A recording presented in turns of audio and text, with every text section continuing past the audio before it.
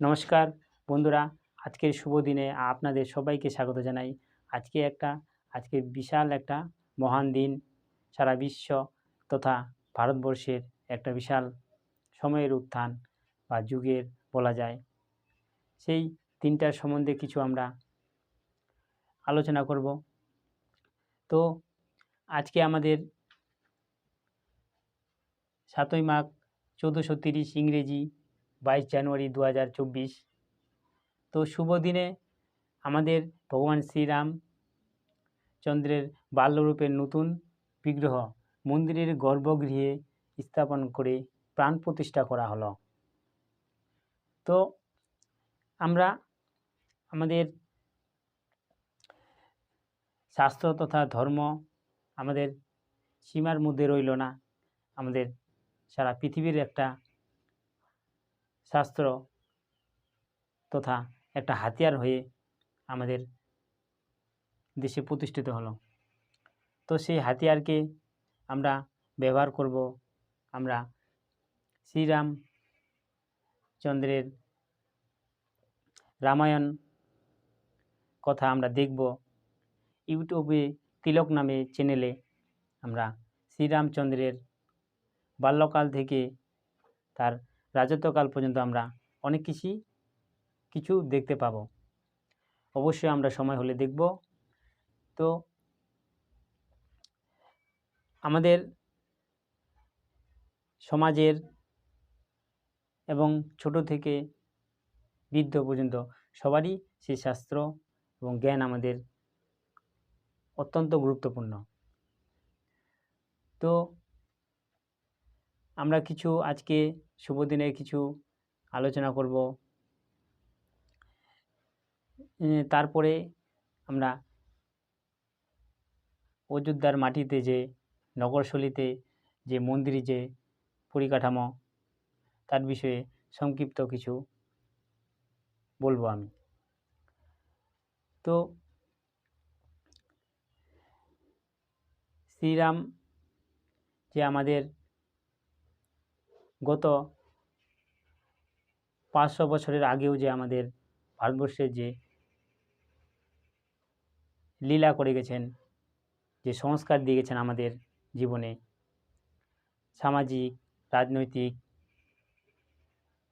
বিভিন্ন ক্ষেত্রে আমাদের আজকে সময়ে কাজে লাগছে আমাদের যুব সমাজে। যেমন তিনি তার শিক্ষা থেকে শুরু করে তার কর্ম জীবন, তার রাজত্ব জীবন বললে শেষ হবে না। অপরিসীম তার মহিমা, তার যে কর্ম, তিনি সেটি তার কর্মের মাধ্যমে তিনি সফল করেছিলেন, সমাজকে দেখিয়েছেন, বুঝিয়েছেন। খুব একটা অত্যন্ত বিষয়। তো আমরা আজকে যে মন্দির প্রতিষ্ঠা হলো তার মন্দিরের কিছু পরিকাঠামো সম্বন্ধে কিছু জানব। তো